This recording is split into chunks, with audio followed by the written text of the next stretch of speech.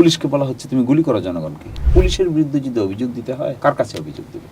পুলিশের বিরুদ্ধে অভিযোগ পুলিশের কাছেই দিতে হয়, শেষ পর্যন্ত তার কোনো সুরাহা হয় না। জাতিসংঘের এই রিপোর্ট শেখ হাসিনা সহ এখানে যারা মাস্টারমাইন্ড ছিল তাদের বিচারের পথটা অনেকটা সহজ করে দিয়েছে। সরকারের পক্ষ থেকে নেওয়া হয়েছে কিছু অডিও ভিডিও ক্লিপস ইতিমধ্যেই রাষ্ট্রপক্ষ সংগ্রহ করেছে।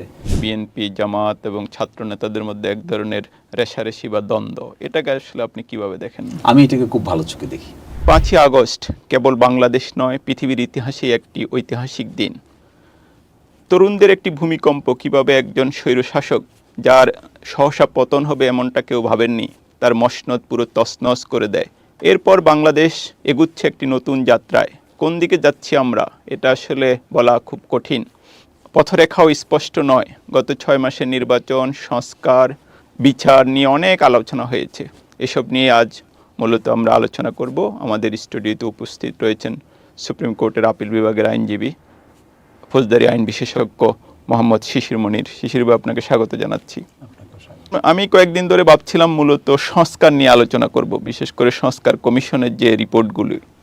কিন্তু এর মধ্যে একটা খুব বড় ঘটনা ঘটে গেছে আমরা দেখলাম এই কয়দিনে। সেটা হচ্ছে যে জাতিসংঘের যে মানবাধিকার বিষয়ক হাই কমিশনারের যে দপ্তর, এটার একটা তথ্য অনুসন্ধান দল এসেছিল বাংলাদেশে জুলাই এবং আগস্টের ঘটনা তদন্তের জন্য, এবং তারা একটা রিপোর্ট প্রকাশ করেছে। এটাই তো আসলে একটি ঐতিহাসিক দলিল। এই রিপোর্টটাকে আপনি কিভাবে দেখেন?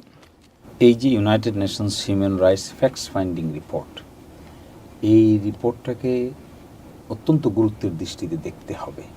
এর দুই ধরনের ভ্যালু আছে। একটা হলো এভিডেন্সিয়ারি ভ্যালু ফর কমিটিং ট্রায়াল, আরেকটা আছে ডিপ্লোম্যাটিক ভ্যালু।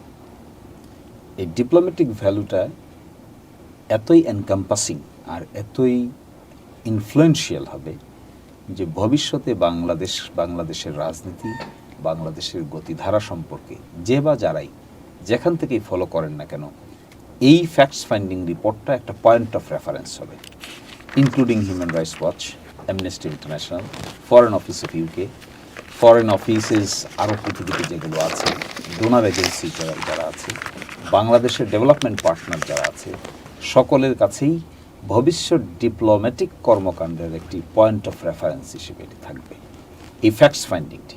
আর দ্বিতীয়ত হলো এর একটি লিগ্যাল ভ্যালু আছে। লিগ্যাল ভ্যালু আমাদের দেশের ইন্টারন্যাশনাল ক্রাইমস ট্রাইব্যুনালের অধীনে international reports may be used as in evidence. এখন যদি প্রসিকিউশন মনে করে যে এই রিপোর্টটা বাংলাদেশের ট্রাইব্যুনালের সামনে এক্সিবিট করবে, প্রদর্শনী আকারে উপস্থাপন করবে, তাহলে এটার এভিডেন্সিয়ারি ভ্যালু আছে। হ্যাঁ, দুটো কাজ করতে হবে। একটি কাজ হলো যখন এটা এভিডেন্স আকারে আদালত উপস্থাপন করা হবে, তখন এর উপরে যারা আসামি আছেন তাদেরকে ক্রস এক্সামিনেশন করার সুযোগ দিতে হবে। সাথে সাথে এই রিপোর্টটা যারা প্রিপেয়ার করেছেন তাদের কাউকে যদি সাক্ষী হিসেবে আদালতে উপস্থাপন করা যায় বাংলাদেশে, তাহলে that would be tremendous important issue. United নেশনসের রিপোর্ট হয়ে যাওয়ার পরে অনেকেই বলতে পারেন যে এই বিষয়টা আইসিসিতে, ইন্টারন্যাশনাল ক্রিমিনাল কোর্টে রেফার করে দেওয়া উচিত। ইন্টারন্যাশনাল ক্রিমিনাল কোর্টে যদি এটা রেফার করা হয়, তাহলে বাংলাদেশ থেকে যারা এই অপরাধের সঙ্গে জড়িত, পালিয়ে গেছেন কিংবা বিভিন্ন জুরিসডিকশনে এখন আছেন, যে দেশগুলো ইন্টারন্যাশনাল ক্রিমিনাল কোর্টের বা রোম স্ট্যাটিউটের সিগনেটরি স্টেট, সেই সমস্ত দেশেও তারা শান্তিতে থাকতে পারবেন না। কারণ সেখানে এটা ইনফ্লুয়েন্স করে সেই সমস্ত দেশের সঙ্গে আইসিসির মেম্বার হওয়ার কারণে বাধ্যবাধকতা রয়েছে আইনের। ফলে এই রিপোর্টটি বাংলাদেশের ভবিষ্যৎ রাজনীতির পয়েন্টে, লিগ্যাল পয়েন্টে ইউনিক এবং আনকম্প্রোমাইজিং কনভিন্সিং রিপোর্ট এবং ক্রেডিবল রিপোর্ট। এটা আমরা যেটা দেখেছি যে আগের ট্রাইব্যুনালে যে বিচার হয়েছে জামাত নেতা বা বিএনপির একজন নেতা বা অন্যদের, এটা নিয়ে অনেক বিতর্ক হয়েছে, অনেক সমালোচনা হয়েছে, কিন্তু এই আইনে এখন কিছু সংশোধনীও আনা হয়েছে। কিন্তু সব কিছু মিলিয়ে জাতিসংঘের এই রিপোর্ট, এটা তো আসলে এই আমাদের এখানকার বিচার প্রক্রিয়া নিয়েও বিতর্কটা আসলে কমিয়ে দিয়েছে অনেকটা, মানে বিতর্কের সুযোগ ভবিষ্যতে অনেক কমিয়ে দিয়েছে কিনা? জি জি, অবশ্যই। এই যে ফ্যাক্টস ফাইন্ডিং রিপোর্ট আর ট্রাইব্যুনাল যে ইনভেস্টিগেশন করে কোর্টের সামনে যে সমস্ত দলিল দস্তাবেজ হাজির করবেন, আমার মতে এই দুটোর মধ্যে কোনো কন্ট্রাডিকশন হবে না। কারণ কি? কারণ এই সবগুলো রিপোর্ট প্রিপেয়ার করা হচ্ছে, এভিডেন্সগুলো সংগ্রহ করা হচ্ছে immediate after occurrence. Immediate after occurrence হওয়ার কারণে অনেক এভিডেন্সই এখনো তরতাজা আছে। লাইভ আছে। আপনি দেখেছেন যে প্রধান উপদেষ্টা আয়না করে গিয়েছেন, ওই ঘরগুলো এখনো আছে, ওই চেয়ারটা এখনো আছে, ইলেকট্রিক শক দেওয়া হতো যে চেয়ার, এগুলো তো আলামত, মোস্ট ইম্পর্ট্যান্ট আলামত। আগে যে বিচার হয়েছে এই বিচারের ক্ষেত্রে এই ধরনের লাইভ সার্কামস্টেন্সিয়াল এভিডেন্স তো আদালতে উপস্থাপন করা যায়নি। বিচারের মূল কেন্দ্রবিন্দু ছিল পত্রপত্রিকার রিপোর্ট। সো পত্রপত্রিকার রিপোর্টের বাইরে ক্রেডিবল এভিডেন্স ব্যক্তিকে দায়ী করে কোনো কিছু আদালতে তার নিরপেক্ষতাও, জাতিসংঘের নিরপেক্ষতা নিয়ে তো কোনো প্রশ্ন নাই, যেখানে আমাদের ট্রাইব্যুনালের হয়তো নিরপেক্ষতা নিয়ে প্রশ্ন অতীতে ছিল, ভবিষ্যতে উঠতে পারে, কিন্তু জাতিসংঘ তো একদম একটা নিরপেক্ষতার দিক থেকে, স্বচ্ছতার দিক থেকে শতভাগই উত্তীর্ণ। হ্যাঁ, এই জন্য এই প্রশ্নে যে নিউট্রাল বিচার হচ্ছে কিনা, ফ্রি ফেয়ার ইম্পার্শিয়াল ট্রাইব্যুনালে বিচার হচ্ছে কিনা, ক্রেডিবল বিচার হচ্ছে কিনা, ক্রস এক্সামিনেশনের অপরচুনিটি দেওয়া হচ্ছে কিনা, এই সমস্ত ক্ষেত্রে ফ্যাক্টস ফাইন্ড যারা করেছে, দেখেন রিপোর্টটার হেডলাইন কিন্তু ফ্যাক্টস ফাইন্ডিং রিপোর্ট। বিচার করতে গেলে কিন্তু ফ্যাক্টসকেই প্রমাণ করতে হয়। অর্থাৎ তখনকার দিনের প্রাইম মিনিস্টার র্যাবকে কি ইনস্ট্রাকশন দিয়েছেন, বিজিবিকে কি ইনস্ট্রাকশন দিয়েছেন, তখনকার দিনের পুলিশকে কি ইনস্ট্রাকশন দেওয়া হয়েছে, কমান্ড রেসপন্সিবিলিটির ওই পার্টটুকু যদি প্রমাণ করতে হয় তাহলে দিস ইজ দি ফ্যাক্টস। কোটি মানুষের আস্থার ভালোবাসায় 11 বারের মতো দেশের 1 নম্বর রেফ্রিজারেটর ব্র্যান্ড ওয়ালটন। এই ফ্যাক্টটা যদি ইন্টারন্যাশনাল একটা বডি থেকে আসে, সাথে সাথে ন্যাশনাল দি ইনভেস্টিগেশন এজেন্সি তারা যদি করবোরেট করে, তাহলে তো এখানে প্রমাণের দৃষ্টিকোণ থেকে এর চাইতে বেশি কোয়ালিটিফুল এভিডেন্সের তার প্রয়োজন নাই, দরকারও নাই। এবং এই ক্ষেত্রে আমার মনে হয় দিস রিপোর্ট ইজ ট্রিমেন্ডাস। যেটা আপনি একটু বলেছেন যে একটা জাতিসংঘের একজন মুখপাত্র ডেলি স্টারকে একটা ইন্টারভিউতে বলেছে, আর ওই রিপোর্টেও যেভাবে একটা জিস্ট টানা হয়েছে, তাতে তো বোঝা যায় যে পুরো ঘটনার কমান্ড রেসপন্সিবিলিটি তখনকার প্রধানমন্ত্রী শেখ হাসিনার দিকেই যাচ্ছে সর্বোচ্চ পর্যায়ে। ইয়েস, এই কমান্ড রেসপন্সিবিলিটিটা স্টার্ট হয়েছে তার আগে থেকেই। আপনি ক্লোজলি পড়লে দেখতে পাবেন এই কমান্ড রেসপন্সিবিলিটি কিন্তু ডিএমপি কমিশনের উপরেও আছে, এই কমান্ড রেসপন্সিবিলিটি কিন্তু মিনিস্ট্রি অফ হোমের উপরেও আছে, এই কমান্ড রেসপন্সিবিলিটি কিন্তু ফাইনালি যিনি এই মন্ত্রণালয়ের প্রধান, যিনি সরকারের যিনি প্রধান, তার পর্যন্ত আছে। কারণ দেখা যাচ্ছে কিছু অডিও ভিডিও ক্লিপস ইতিমধ্যে রাষ্ট্রপক্ষ সংগ্রহ করেছে, সিআইডির কাছে ফরেন্সিক টেস্টের জন্য পাঠিয়েছে। একটি ফোন নম্বর থেকে, কখনো ওয়াকিটকি থেকে কী ধরনের ইনস্ট্রাকশন দেওয়া হচ্ছে, গুলি করার ইনস্ট্রাকশনটা কী করে দেওয়া হচ্ছে, হেলিকপ্টার ব্যবহার করার ইনস্ট্রাকশনটা কী করে দেওয়া হচ্ছে, তারপরে মারণাস্ত্র ব্যবহার করার, ল্যাথাল উইপন ব্যবহার করার ইনস্ট্রাকশনটা কী করে দেওয়া হচ্ছে। এইটার সঙ্গে তাল মিলিয়ে যদি এই ফ্যাক্টস ফাইন্ডিং রিপোর্ট পড়া হয়, তাহলে দিস ইজ অ্যাম্পলি ক্লিয়ার যে বাংলাদেশের আইনের কমান্ড রেসপন্সিবিলিটির কমান্ড স্ট্রাকচার প্রমাণ করার জন্য যে ধরনের কোয়ালিটি এভিডেন্স প্রয়োজন, যেটা আমরা রুয়ান্ডায় দেখেছি, ইউগোস্লাভিয়ায় দেখেছি, সিয়েরা লিওনে দেখেছি, this are the quality of evidences. এটার বিতর্কের কিছু নাই। আমাদের যে ট্রাইব্যুনাল আইন, সেখানেও তো আসলে কমান্ড রেসপন্সিবিলিটি বা ঊর্ধ্বতন যারা দায়ী, সুপেরিয়র রেসপন্সিবিলিটি, এদের বিচারের মানে আইনের বিচারের মূল স্পিডটা আসলে ওদেরকেই আইন বিচারটা করতে চায়, সব লোকের তো আসলে এই আইনে বিচার সম্ভব না। হ্যাঁ, এই আইনের দুই ধরনের রেসপন্সিবিলিটির কথা বলা আছে, সেকশন 4(1) অ্যান্ড 4(2). 4(1) বলা আছে অ্যাকচুয়ালি হু কমিটেড ক্রাইম।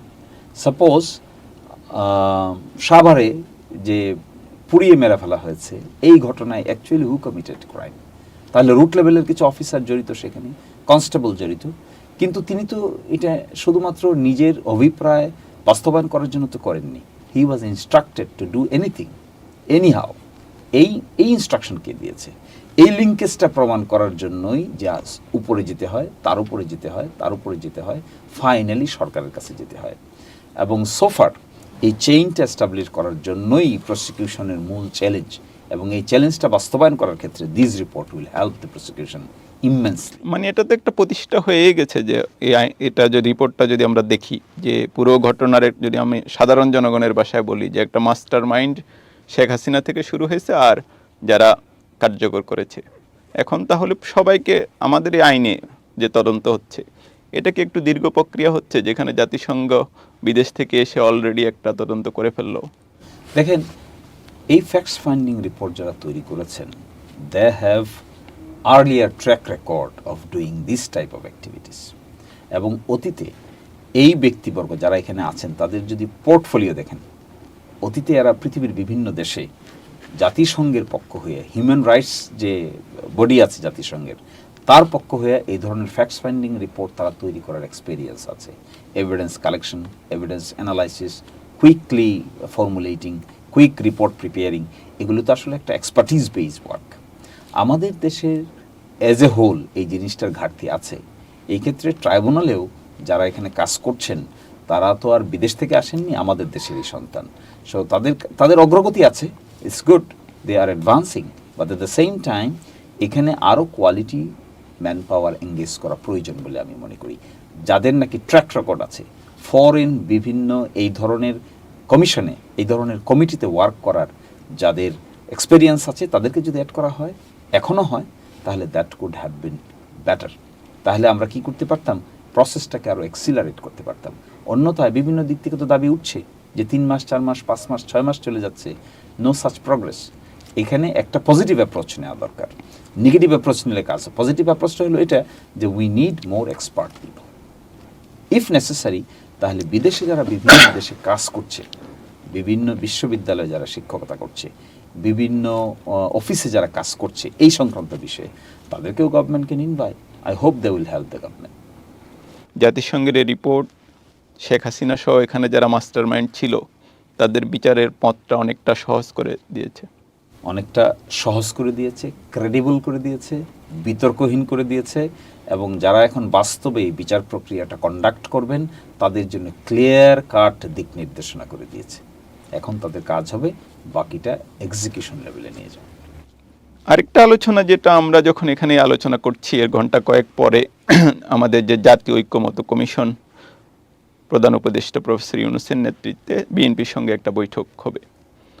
আপনি তো অবগত আছেন নিশ্চয়ই, এরই মধ্যে 6টি সংস্কার কমিশন তাদের পূর্ণাঙ্গ রিপোর্ট দাখিল করেছে। এই বৈঠকে আসলে ঐক্যমত কতটা হতে পারে বা এটা কিভাবে এগুবে বলে আপনার মনে হয়? আমার কাছে মনে হচ্ছে এই যে একটা অ্যাপ্রোচ নিয়েছে জাতীয় ঐকমত্য কমিশন, তার আগে সেপারেট কমিশন হয়েছে, তারা রিপোর্ট সাবমিট করেছেন, তারা তাদের রিপোর্টগুলোকে রিকনসাইল করেছেন, করে ওই কমিশনের মেয়াদ আজকেই শেষ হয়ে যাচ্ছে, নতুন একটা কমিশন যাত্রা শুরু করেছে। এই কমিশনে আবার বিভিন্ন কমিশনের কর্তা ব্যক্তিরা আবার এখানকারও সদস্য আছেন, প্রধান উপদেষ্টার নেতৃত্বে হচ্ছে, আলী রিয়াজ সাহেবকে এটাকে সেকেন্ড করা হয়েছে। এই যে একটা approach, this approach is creative and innovative, সরকারের পক্ষ থেকে নেওয়া হয়েছে। এখন দেখার কথা স্টেক হোল্ডাররা হাউ দে বিহেভ, বিএনপি কী করে বিহেভ করে, জামাত কী করে বিহেভ করে, ছাত্ররা কী করে বিহেভ করে, অন্যান্য রাজনৈতিক দলগুলো কী করে বিহেভ করে, এবং অন্যান্য সিভিল সোসাইটি জার্নালিস্ট কী করে বিহেভ করে। আমার কাছে কেন জানি মনে হয় এই যে রিপোর্ট, ইউনাইটেড নেশনসের ফ্যাক্টস ফাইন্ডিং রিপোর্ট, এই যে একটা রক্তক্ষয়ী সংঘর্ষের মধ্য দিয়ে এই রিপোর্টটা প্রিপেয়ার করার একটা অপরচুনিটি ক্রিয়েট হয়েছে, এরকম একটা কমিশনে আলাপ করার অপরচুনিটি এভাবেই ক্রিয়েট হয়েছে। ফলে এখানে রাজনৈতিক দলগুলোর মধ্যে মতপার্থক্য থাকবে, থাকাটাই স্বাভাবিক, কিন্তু শেষ পর্যন্ত গুরুত্বপূর্ণ বিষয়ে সকলেই একমত হবেন বলে আই হোপ। এবং আমি দেখতে পাচ্ছি সিমটমস যে কেউই শেষ পর্যন্ত ইররেসপন্সিবল ভূমিকা পালন করবেন না, সকলেই রেসপন্সিবল ভূমিকা পালন করবেন। কি বিষয় এখানে উঠে আসতেছে, যেমন ধরেন আপনার বিএনপি তার 31 দফায় বলেছেন যে তারা দ্বিকক্ষ বিশিষ্ট পার্লামেন্ট চান। তারা বলেছেন যে তারা প্রাইম মিনিস্টারের মেয়াদ 2 বারের বেশি চান না, পরপর 2 বারের বেশি চান না। এই যে তারা প্রেসিডেন্ট এবং প্রাইম মিনিস্টারের ক্ষমতার ব্যালেন্স চান, এই প্রশ্নগুলোতে কারো তো কোনো দ্বিমত থাকার কথা আমি দেখছি না। আমার কাছে মনে হয় না কারো কোনো দ্বিমত থাকবে। একটা দ্বিমতের প্রশ্ন আছে, পিআর সিস্টেম হবে কি হবে না, প্রপোর্শনাল রিপ্রেজেন্টেটিভ সিস্টেম হবে কি হবে না। এরপরে সরকার প্রপোজ করছে যে সরকারের মেয়াদ হবে 4 বছর, বিএনপি প্রপোজ করছে 5 বছর, সরকার প্রপোজ করছে যে একজন জীবনে কখনো 2 বারের বেশি প্রাইম মিনিস্টার হতে পারবে না, বিএনপি প্রপোজ করছে পরপর 2 বারের বেশি হতে পারবে না। তাহলে ডিফারেন্সের লেভেলটা কি? ডিফারেন্সের লেভেলটা বড় ধরনের কোনো ডিফারেন্সের লেভেল না, ছোটোখাটো ডিফারেন্সের লেভেল। ফলে আমার বিবেচনায় এটা পসিবল টু রিকনসাইল। সকলেই যদি রেসপন্সিবল দায়িত্ব পালন করেন positive political development structure build up করার ক্ষেত্রে, তাহলে এটা বড় কোনো ইস্যু হবে না, এভরিবডি উইল বি কনসেন্ট। আপনি সংস্কার কমিশনের রিপোর্টগুলি দেখেছেন, কমিশনের রিপোর্টের আগে একটা আলোচনা করা দরকার যে অনেকে বাংলাদেশের যে স্বৈরতন্ত্রের উদ্ভব বা নানা রকম যে পরিস্থিতি এটার জন্য ৭২-এর সংবিধানকে দায়ী করে। এ ব্যাপারে আসলে আপনার ওপিনিয়নটা কি, আপনি কি মনে করেন? দেখুন, যে ৭২-এর সংবিধানকে যেভাবে চিত্রিত করা হচ্ছে তার প্রথম যে মূলনীতিগুলো ছিল সেখানে সোশ্যালিজম, কমিউনিজম, জাতীয়তাবাদ আর গণতন্ত্র। তো বাংলাদেশের প্রেক্ষাপটে সোশ্যালিজমের কি ভ্যালু আছে? বাংলাদেশের প্রেক্ষাপটে আমরা এই সংবিধানে সোশ্যালিজমকে কেন মূলনীতি বানাতে হলো? 71-এ যখন যুদ্ধ হয়েছে, মুক্তিযুদ্ধ হয়েছে, আমাদের সন্তানেরা যারা জীবন দিয়েছেন তাদের এই কর্মকাণ্ডের ফলে তো সোশ্যালিজম প্রতিষ্ঠা হওয়ার কথা নয়। কিন্তু সোশ্যালিজম কি করে আসলো এখানে? এই যে একটা যাত্রা আমরা শুরু করলাম, এই যাত্রা শুরু করে মাত্র কয়েক বছর যাওয়ার পরেই 75-এ এসে আমরা একটা বাকশাল কায়েম করে ফেললাম। কেন? ডাইভার্সিটি থাকবে না, ডেমোক্রেসি থাকবে না, এককেন্দ্রিক সরকার হবে, একজনের কাছে সকল ক্ষমতা থাকবে। এই যে একটা সিস্টেম আমরা চালু করতে শুরু করলাম, এইটার বিরুদ্ধে আবার আমরা প্রতিবাদও করলাম। এক সময় পরে বাধ্য হয়ে সংবিধান সাসপেন্ড হয়ে গেল। এই যে 72-এর কনস্টিটিউশনের মধ্যে এই ধরনের বীজ বপন করার তো কোনো প্রয়োজন ছিল না। বাংলাদেশ তো একটা লিবারাল ডেমোক্রেটিক পার্টি, এখানে multi party system is the spirit, independence of judiciary is the spirit. দেখেন 75-এ ইন্টারেস্টিং ব্যাপার, হাইকোর্টের জজ, নিম্ন আদালতের জজ সকলকে প্রেসিডেন্টের অধিভুক্ত করে দিলাম। প্রেসিডেন্ট চাইলে একজনকে রাখবেন, প্রেসিডেন্ট চাইলে একজনকে বিদায় করে দিবেন। এই ধরনের কাজ কেন করতে হলো আমাদেরকে? কেন সকল পার্টিকে বিলুপ্ত করে একটা মাত্র পার্টি হবে? ওইটা সদস্য যদি হন তাহলে আপনি থাকবেন, সদস্য না হলে আপনি পার্লামেন্টের মেম্বারও থাকতে পারবেন না 60 দিনের মধ্যে। তাহলে এই প্রক্রিয়াগুলো করে আমরা এই রাষ্ট্রটাকে এককেন্দ্রিক পাওয়ার কেন্দ্রীভূত করার চেষ্টা করেছি। ফলশ্রুতিতে এখন এসে 2014 সালের ইলেকশন হয়নি কিন্তু পার্লামেন্ট হয়েছে, 2018 সালে ইলেকশন হয়নি পার্লামেন্ট হয়েছে, 2024 সালে ইলেকশন হয়নি পার্লামেন্ট হয়েছে। এই যে একটা সাইকি, যে ইলেকশন ছাড়া পার্লামেন্ট হয়, এরপরে আবার সরকার পরিচালনার অথরিটি না থাকা সত্ত্বেও জোর করে অথরিটি নেওয়া হয় এবং সারা দুনিয়ার কাছে বাংলাদেশ একটা অথরিটারিয়ান রাষ্ট্র হিসেবে পরিচিত হলো। এখানে কোনো ডাইভার্সিটি নাই, কোনো ডেমোক্রেসির বেসিক প্রিন্সিপাল নাই। তার এই কর্মকাণ্ডের জন্য এই সংস্কার প্রক্রিয়াটাকে ট্র্যাক ব্যাক করলে 72-র কনস্টিটিউশন থেকে সরে আসা উচিত।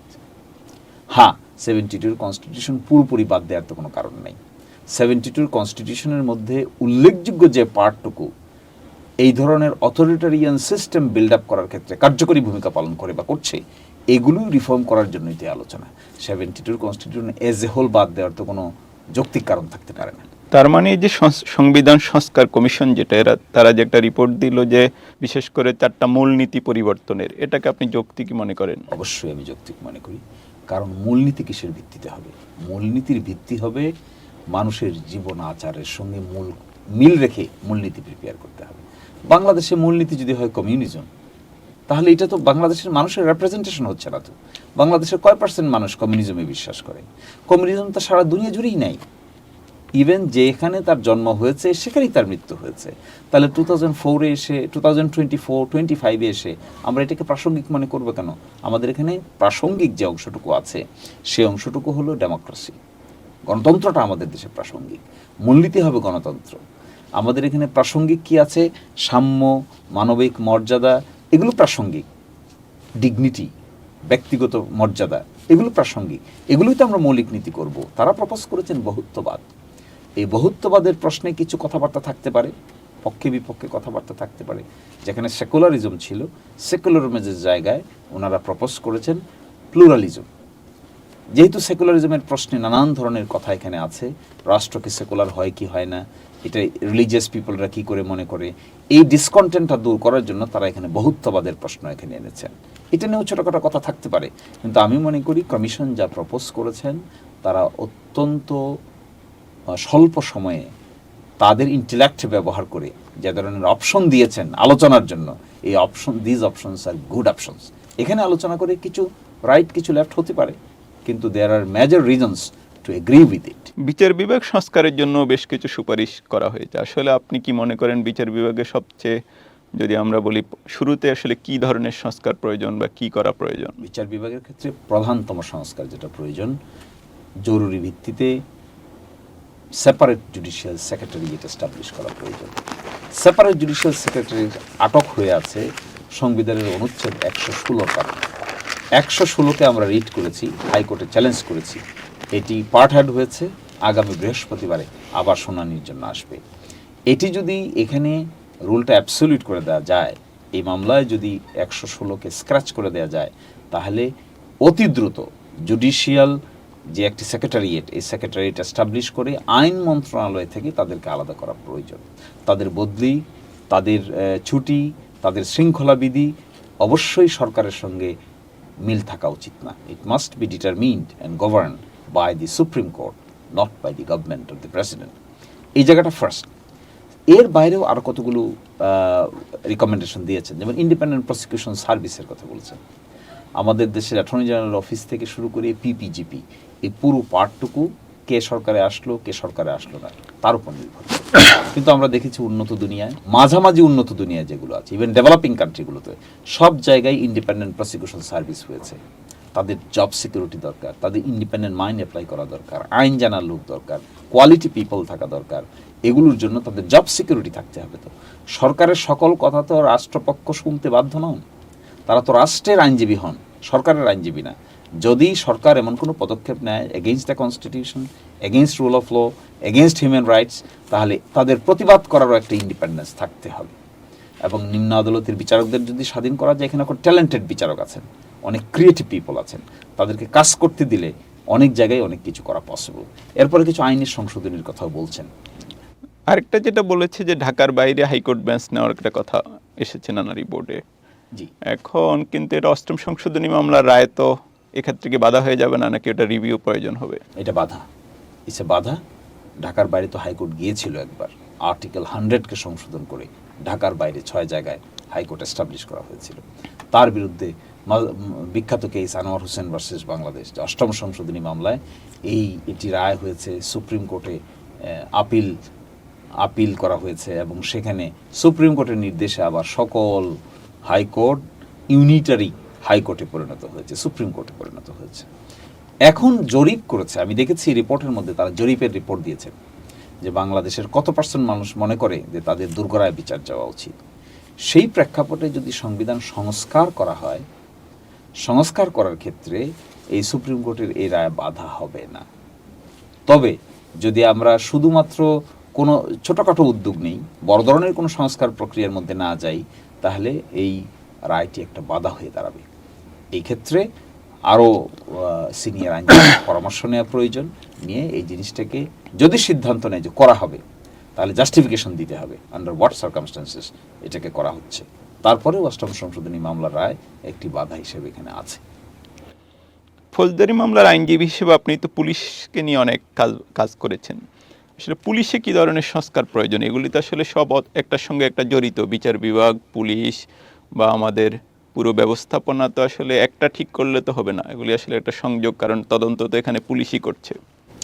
পুলিশের সবচাইতে বড় মানে পরাধীনতাটাকে হলো সরকার এসে রাজনৈতিক উদ্দেশ্যে পুলিশকে ব্যবহার করতে চায়। গভর্নমেন্ট যখন একটা পলিসি ফর্মুলেট করে, পলিসিটাকে ইমপ্লিমেন্ট করার ক্ষেত্রে পুলিশকে একটা টুল হিসেবে ব্যবহার করে। এখান থেকে তাদের মুক্ত করে দেওয়া দরকার, যে পুলিশেরও সরকারের কোনো ইনস্ট্রাকশন মানা না মানার ব্যাপারে আইনানুগভাবে যাচাই বাছাই করার সুযোগ থাকা উচিত। এখানে কমিশন প্রয়োজন। পুলিশকে যে ইনস্ট্রাকশন দেওয়া হচ্ছে, এই ইনস্ট্রাকশনটুকু পুলিশ বেআইনি ইনস্ট্রাকশন মানতে বাধ্য নয়। পুলিশকে বলা হচ্ছে তুমি গুলি করো জনগণকে, পুলিশ কেন গুলি করবে জনগণকে? ইন্ডিপেন্ডেন্ট পুলিশ ইনকোয়ারি কমিশন প্রয়োজন, এখানে তারা প্রপোজ করেছেন। ইন্ডিপেন্ডেন্ট পুলিশ ইনকোয়ারি কমিশনটা এই জন্য প্রয়োজন, আমি হাইকোর্টে মামলাও করেছিলাম তৎকালীন সরকারের আমলে, যে একটা ইন্ডিপেন্ডেন্ট পুলিশ ইনকোয়ারি কমিশন। পুলিশের বিরুদ্ধে যদি অভিযোগ দিতে হয়, কার কাছে অভিযোগ দেবে?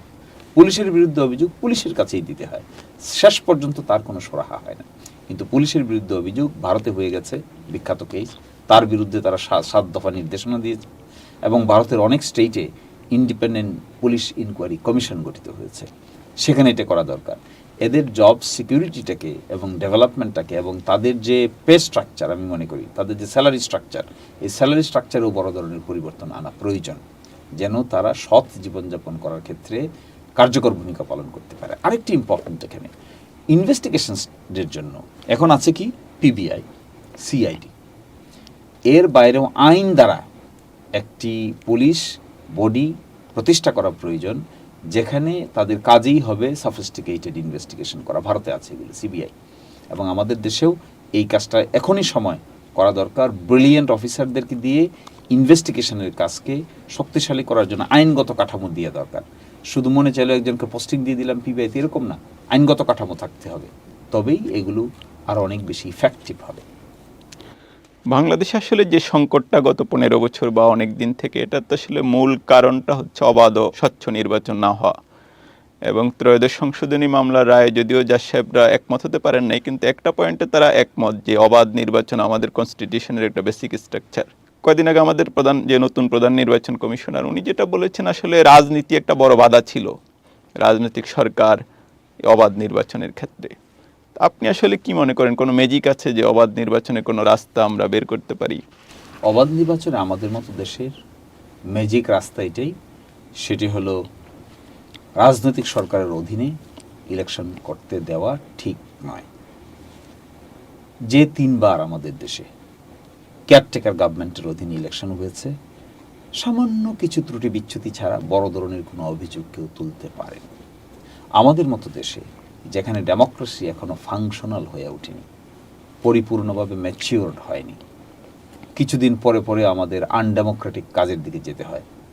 অল্প বিস্তর ইন্টারভেল দিয়েই এই দেশে সামরিক শাসন জারি করতে হয়, অল্প বিস্তর সময় দিয়েই আন্দোলন করে সরকার উৎখাত করতে হয়।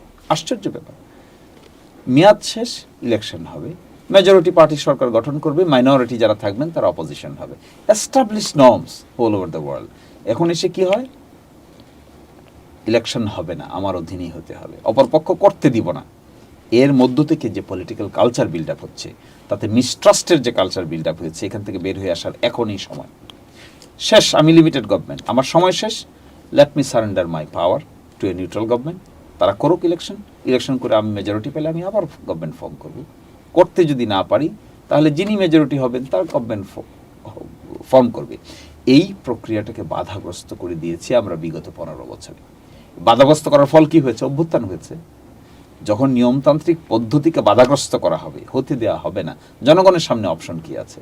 জনগণের সামনে অপশন হলো এইভাবে পুলিশের সামনে বুক পেতে দিতে হবে। পুলিশের সামনে অপশন হলো, যেহেতু তারা ওইটার পার্ট হয়েছে, তারা ওই ধরনের স্টাম্পিংয়ের পার্ট হয়েছে, জোর করে ইলেকশন করার পার্ট হয়েছে, তারা নিজেরা বেনিফিশিয়ারি হয়েছে, নিজেরা বেনিফিটেড হয়েছে, ইলেকশন কমিশন বেনিফিটেড হয়েছে, কোথাও কোথাও বিচার বিভাগের লোকেরা বেনিফিটেড হয়েছে, কোথাও কোথাও পুলিশের লোকেরা বেনিফিটেড হয়েছে, র্যাবের লোকেরা বেনিফিটেড হয়েছে, বিজিবির লোকেরা বেনিফিটেড হয়েছে। তারা ওই করাপ্ট প্রক্রিয়াকে সাপোর্ট করা ছাড়া তাদের সামনে আর কোনো অপশন নাই। তারা মরতেও চেয়েছে একসাথে, বাঁচতেও চেয়েছে একসাথে। ফলে এভরি ইনস্টিটিউশন ভাইরাস হয়ে গেছে। একটা দেশের ইলেকশন কমিশন, সকলেই দেখছে ভোট হয় নাই, সকলেই দেখছে কেউ ইলেকশন লাইনে দাঁড়ায় না, ইলেকশন কমিশন এসে ডিক্লেয়ার দিচ্ছে 40% ভোট কাস্ট হয়ে গেছে, 47% ভোট কাস্ট হয়ে গেছে। কি করে পসিবল? তারা তো best Sans of the soil, এরা তো সিলেক্টেড পিপল। বাংলাদেশের শিক্ষিত, ভদ্রচিত, প্রিভিলেজ গ্রুপ যদি হিসাব করা হয়, তাহলে ইলেকশন কমিশনের যারা মেম্বার ছিলেন, দে আর দি মোস্ট ইম্পর্টেন্ট। যেখানে আমরা ভোট কেন্দ্রে কুকুর গরু ছড়াতে দেখলাম, সেখানে তারা বলে যে বিদেশি পর্যটকরা এসে হাসাহাসি করছে। আমরা দেখেছি লাইনে ফলস করে লোক দাঁড় করিয়ে রাখা হচ্ছে, ভিতরে কেউ যেতে দেওয়া হয় না, বাইরে এসে লোকেরা দেখবে এখানে অনেক ভোট হইতেছে। এটার সঙ্গে কার্যকর করেছে কে? পুলিশের এসপি। কার্যকর করেছে কে? ওসি। তো সেই ওসি তো পরবর্তীতে সরকার তাকে কি করে কন্ট্রোল করবে? যাকে আপনি অপরাধের পার্ট বানালেন, আপনার দুর্বলতা যাকে দেখালেন, পার্টিসিপেট করালেন, তাকে যদি পরবর্তীতে বলেন যে আইন মেনে কাজ করো, সে তো টিপ্পনি কাটে। ইন্টারেস্টিং, এই বা কিছুদিন ধরে এলাকায় যাওয়া আসার কারণে আমি দেখি যে সরকারের কর্মকর্তা কর্মচারীরা রাজনৈতিক ব্যক্তিবর্গকে 2 পয়সার মূল্য দেয় না। এটার কারণটা উদ্ঘাটন করার জন্য আমি চেষ্টা করলাম। কেন এটা হওয়ার তো কথা ছিল? পলিটিক্যাল লিডাররা অনেস্ট, এফিশিয়েন্ট লোকেরা হবে, সরকারি কর্মকর্তা কর্মচারীরা will be respectful for them. আর পলিটিশিয়ানদের কাজ হলো to maintain a good relationship with the government job holder. কিন্তু দেখে না, কারণ কি? প্রশ্ন করে কিভাবে এমপি হয়েছেন জানেন না, জানেন না কিভাবে মিনিস্টার হয়েছেন, তাহলে তার তো অথরিটি থাকছে না, হাসাহাসি হয় এগুলো নিয়ে। কারণ কি, যখন তিনি 500 লোক ভোট দিয়েছে কিন্তু কাস্টিং দেখাচ্ছে হলো 5000, এই প্রক্রিয়ার সঙ্গে যিনি যুক্ত ছিলেন তিনিই তো ওসি আছেন, তিনিই তো ডিসি আছেন, তিনিই তো এসপি আছেন। এই প্রক্রিয়া থেকে একটা ভিশিয়াস সাইকেলের মধ্যে রাজনীতিকে ঢুকিয়ে দিয়েছে আমরা। রাজনীতিবিদের যে করণীয় লিমিট, এটাকে ক্রস করে রাজনীতি, ল এনফোর্সমেন্ট এজেন্সির কনস্পিরেসি একসাথে মিলেমিশে একাকার। ফলে আজকে যখন রাজনীতিবিদ নাই তখন আইজিপিও নাই, যখন রাজনীতিবিদ নাই তখন র্যাবের ডিজিও নাই, যখন রাজনীতিবিদ নাই তখন ডিজিএফআই, এনএসআই, এসবি সকলেই বিপদে, অ্যান্টি কারাপশন কমিশন বিপদে, এদিকে সচিবালয় বিপদে, এদিকে নির্বাচন কমিশনের বিপদে। কোথায় রাজনৈতিক নেতৃবৃন্দ পরিবর্তন হলে তাদের তো বিপদ হওয়ার কথা না, কিন্তু তারা এইটার কোহার্ট হয়ে গেছে, আনহোলি অ্যালায়েন্স। এইগুলোকেই, এই জন্যই তো সংস্কারের প্রশ্ন উঠেছে যে এইগুলো করতে দেওয়া উচিত না। এবং আশ্চর্য ব্যাপার, মিলিটারির পক্ষ থেকে দাবি জানানো হয়েছে যে তারা প্রাইম মিনিস্টারের অধীনে থাকতে চান না, তারা প্রেসিডেন্টের অধীনে যেতে চান। বড় প্রশ্ন, কিন্তু ইন্টারেস্টিং প্রশ্ন। সকল সময়ে সকল যুগে পার্লামেন্টারি ফরম্যাটে মিলিটারি ডিফেন্স মিনিস্ট্রি থাকে প্রাইম মিনিস্টারের অধীনে, কিন্তু এই মিসইউজের কারণে ডিজিএফআই তো সবচেয়ে বেশি মিসইউজ হয়েছে। এবং যে আয়নাগরের কথা দেখছি আমরা, এগুলো দেখছি, এগুলোর সঙ্গে ডিজিএফআইকে মিসইউজ করা হয়েছে সবচেয়ে বেশি। এখন তাদের প্রশ্নতে আসতেই পারে যে আমরা কেন এভাবে মিসইউজ হব? তাহলে এই পলিটিক্যাল গভর্নমেন্টের অধীনে আমাদেরকে রেখে বারবার মিসইউজ করা হবে, কোনো আইন থাকবে না, আমাদেরকে ইনস্ট্রাকশন দেওয়া হবে, এটা আমরা ফলো করব, তারপরে বলবো যে আমরা ডেমোক্রেসিতে আছি। তো এভরিবডি ইনসিকিউর না। সেই জন্যই সবাই মনে করে প্রাইম মিনিস্টার পদ্ধতিই হোক আর প্রেসিডেন্সিয়াল পদ্ধতি হোক, ক্ষমতার ভারসাম্য আসা প্রয়োজন। ইন্টারেস্টিং, আমাদের এখানে কিন্তু কনস্টিটিউশনাল রিফর্ম কমিশনে প্রস্তাব করা হয়েছে যে একটি কমিশন হবে, কমিশনের ভিত্তিতে কনস্টিটিউশনাল পোস্টগুলোতে অ্যাপয়েন্টমেন্ট হবে। সেখানে কে থাকবে? প্রেসিডেন্ট থাকবেন, সেখানে প্রাইম মিনিস্টার থাকবেন, বিরোধী দলীয় নেতা থাকবেন, বাংলাদেশের চিফ জাস্টিস থাকবেন, উচ্চকক্ষের নিম্নকক্ষের স্পিকাররা থাকবেন। তারা নির্ধারণ করবেন এই কনস্টিটিউশনাল পোস্টগুলিতে কারা হবে। এটা কেন চাচ্ছে সবাই? কারণ এই অ্যাবসলিউট পাওয়ারটাকে এমনভাবে এক্সারসাইজ করা হয়েছে, এগুলো দেখে গুরুত্বপূর্ণ পোস্ট হোল্ডার লোকেরা ভীত। এই জায়গায় ভীত যে ভবিষ্যতে যদি আমাদেরকে কেউ এক্সারসাইজ করে, ইউজ করে, তাহলে তো আমাদের দশা এখন যা হয়েছে তাই হবে। সংস্কারের ক্ষেত্রে এগুলোই প্রাধান্য পাওয়ার বিষয়। আলোচনাটা মোটামুটি শেষ করে এসেছি। একটা হলো যে বর্তমানে যে রাজনৈতিক পরিস্থিতি দেখছেন আপনি, বিএনপি, জামাত এবং ছাত্র নেতাদের মধ্যে এক ধরনের রেষারেষি বা দ্বন্দ্ব, এটাকে আসলে আপনি কিভাবে দেখেন? আমি এটাকে খুব ভালো চোখে দেখি। আমি এই জন্য এটাকে খুব ভালো চোখে দেখি, এই বিতর্কটুকু থাকতে হবে পলিটিক্সে। পলিটিক্যাল নেতৃবৃন্দ যারা আছেন তারা যদি এই বিতর্ক না করেন তাহলে তো পলিটিক্যাল কনসেপ্ট বিল্ড আপ হওয়ার কোনো স্কোপ থাকবে না। পলিটিক্যাল কনসেপ্ট কী করে বিল্ড আপ হয়? পলিটিক্যাল কনসেপ্ট বিল্ড আপ হয় পলিটিক্যাল সায়েন্সের বিভিন্ন ইস্যুতে বাস্তবিক প্রয়োগ করতে গিয়ে, যখন নেতৃবৃন্দ ইফিসিয়েন্সি দেখান, ডায়ালগ করার ক্ষেত্রে যখন তার নিজের ইনোভেটিভ আইডিয়াসগুলো হাজির করতে পারেন, তারা যখন নিজের পলিটিক্যাল দলের মধ্যে এগুলো এক্সারসাইজ করতে পারেন, তখন পলিটিক্যাল কালচার বিল্ড আপ হয়। ফলে ছাত্ররা বলছে, তাদের আকাঙ্ক্ষা আছে, তারা নতুন করে দেখছে বাংলাদেশকে। অন্যান্য রাজনৈতিক দল যারা পুরনো থেকে থাকছেন তাদেরও এক্সপেরিয়েন্স আছে, তারাও এগুলো পেশ করছে, তারাও কথা বলছে।